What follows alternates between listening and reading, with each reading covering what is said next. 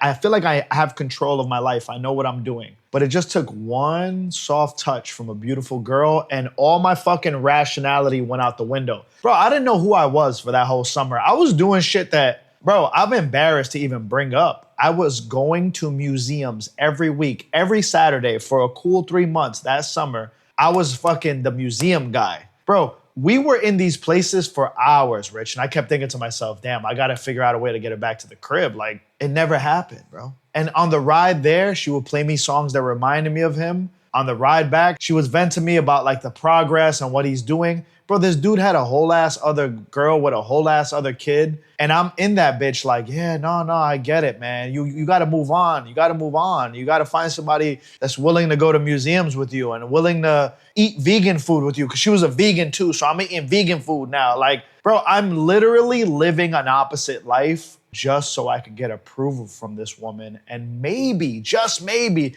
she would touch my inner thigh accidentally. Bro, it never happened, Rich. And when I was doing the notes for this show, that motherfucking story popped up in my brain like toast out of a toaster, bro. It just came up. I was like, oh shit, I remember living in this hell. And it took me a while, Rich, for me to be honest with her. And I went through the resentment phase. I started getting mad. She would invite me places. I'm like, nah, I'm good. I don't want to go there. She's like, oh, I thought you told me you love this place. Like, I just found the new reopening in Jackson Heights. And like, I'm like, bro, stop inviting me to shit. You haven't kissed me on the neck yet. She had no idea, Rich. She had no idea that I was romantically interested in her. And I don't know why she needed to know that. I just assumed if I did everything that she wanted to do to get over her ex, that she was eventually going to fall in love with me. Bro, I feel the young man in this situation right now. And like we said, it's not all about women, but it happens a lot with women because that's when we become the most irrational because it's a paradox. You want something, you think this is the process to get it,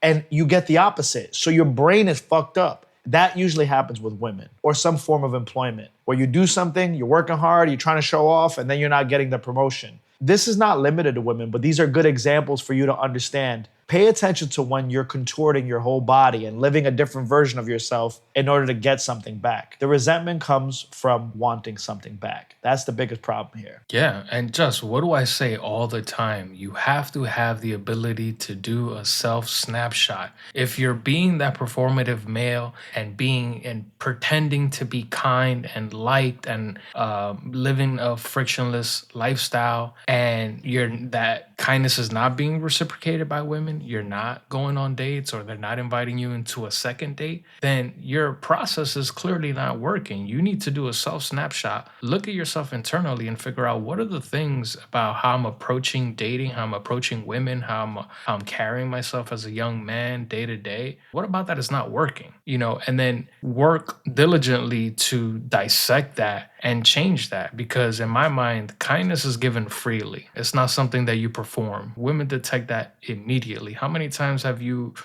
someone said someone's name and you're like, oh man, that's a kind soul, or that person's genuine, right? Like people have that internal radar. We're emotional beings as a human race. And when we detect someone who is genuinely kind, free-spirited, right, we note that about people and we treat them accordingly. But yeah, man, you know what's something just that I feel really strongly about, and it's sort of like in the same vein, but a little bit of a different angle, is how if you continue to be this performative male, how you end up becoming this like harmless man syndrome to the woman. It's like you can't defend me in any situation. I don't know if I build a life with you if I ever have to worry about the mortgage not being paid, right? Like you carry this softness about you that can be mistaken for weakness because you're someone who is too kind, too acceptable, too agreeable, too shape-shifting, right, for her taste. So I'm curious to hear your thoughts on that, because I feel like... Yeah, you said something that sparked a whole train of thought in my mind. You said something about being genuine. And when you said that, all I thought to myself is sometimes I'll be genuine, but I'll be genuinely full of shit because I want something from someone. Sure. So be aware of that little slippery slope. Are you being genuine or are you being genuinely full of shit because you want something? Is there a silent contract, this agreeableness contract that you've created with this person? Are you doing something and silently thinking to yourself, okay, so I did A, now I definitely got to get B. That is a silent, agreeable contract. You've created a contract that only you signed and the other person has no fucking idea that it's happening. And to your point, Rich, I think women are keen to this. If you're someone that's constantly agreeable and you're Mr. Go with the flow, go along to get along. Bro, I seen a dude at my old job. I won't mention what job it was, but like a Spanish spot that had like the Chipotle like conveyor belt style of serving you food, but it was like a Caribbean Spanish spot. And this beautiful older woman knew one of my boys that I worked with. And she would always say, oh, this is the guy that likes lechon asado. Like for whatever reason, she thought she knew his order before he ordered it. This dude did not like pork, bro. I don't know how that she confused him for somebody else, but for at least 2 fucking months, Rich, this dude literally would just take what she served him and she would call him chulo, oh chulo, and like she would make him feel good about himself. And I would always be like, yo, why don't you eat the pork when we eat? He's like, bro, I don't really like the pork. I'm like, why don't you tell this woman? He's like, bro, I don't know. Every time I go there, I'm like, I don't want to disappoint her. I'm like, so you spend money on your own lunch every day to not tell this, it's little shit like this, Rich. And I think women are fucking dog hounds for people that are this agreeable. They can notice when somebody is not strong, not firm on anything. They just kind of go along to get along. That is the point that you're making. I believe if I could simplify it for the young guy watching, if you are insanely agreeable, if you shrink to every point of tension, if you shrink whenever there's friction with anyone in the world, this woman in your life is paying attention. She can see that you minimize yourself in order to avoid any type of friction. You are a waterbed in her life. When she lays down, she's expecting something firm, reliable, soft, but firm, like a good mattress. You're a fucking waterbed. When she lays down,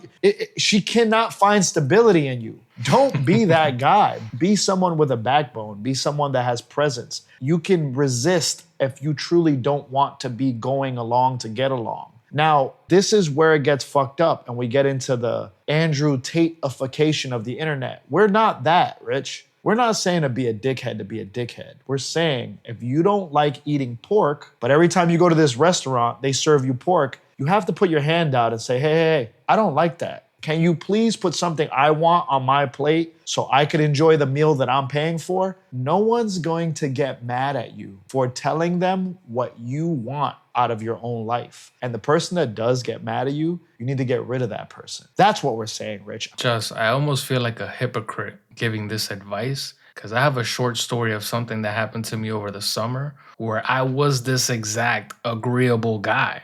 My neighbors were inviting me to a barbecue and they were having like a seafood broil. And they were like, hey, we want to invite you over. And we heard you like crawfish. So we're going to get you crawfish.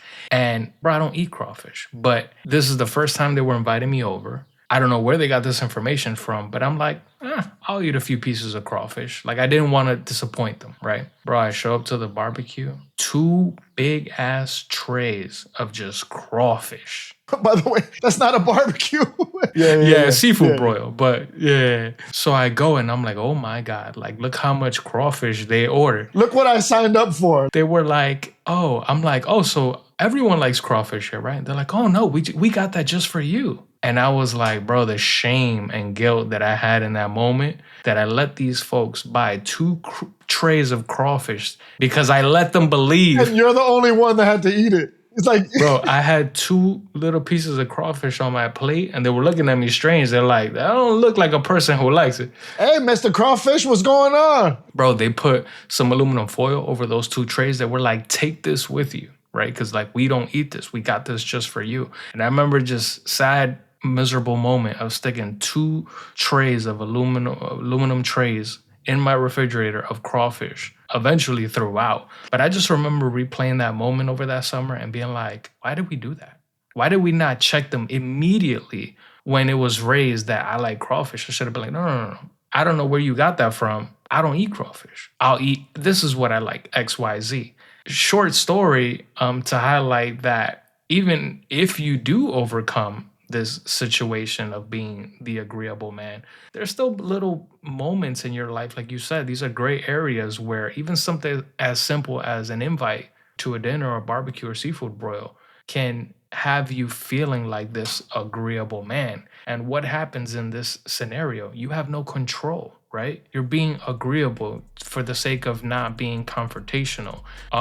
And you regain control and clarity when you can stand firm and being like, hey, I don't know where you got that information. I actually don't like that, but here are the things that I do like. So